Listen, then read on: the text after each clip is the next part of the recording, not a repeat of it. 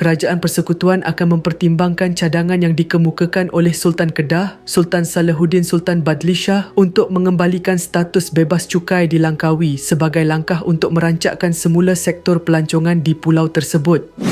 Menurut laporan Malaysia Gazette, Perdana Menteri Datuk Seri Anwar Ibrahim menyatakan bahawa cadangan ini perlu diberi perhatian serius kerana sektor pelancongan di Langkawi kini dilihat mengalami penurunan selain peningkatan kos yang semakin membebankan dan mengurangkan daya tarikan bagi pelancong domestik. Saya dah minta Menteri Kewangan 2 melihat keseluruhannya di mana boleh dibantu semula kerana kos di Langkawi sudah agak tinggi. Itu dengan sendiri tidak dapat menarik pelancong dari dalam negeri sekalipun, katanya ketika ditemui selepas menunaikan solat Jumaat di Surau Bombasai Berjaya di sini hari ini.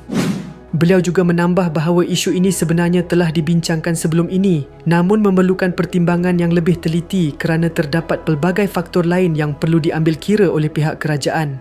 Anwar turut memberi penghargaan kepada Sultan Kedah atas cadangan tersebut dan memberi jaminan bahawa kerajaan akan meneliti semua kemungkinan langkah terbaik untuk memulihkan ekonomi pelancongan di Langkawi. Sebagai makluman, Sultan Salahuddin sebelum ini bertitah agar kerajaan pusat mempertimbangkan semula pemberian status bebas cukai kepada Pulau Langkawi seperti yang dinikmati sebelum ini. Baginda juga difahamkan bahawa walaupun status Langkawi sebagai pulau bebas cukai masih kekal, beberapa keistimewaan yang pernah dinikmati telah dikurangkan.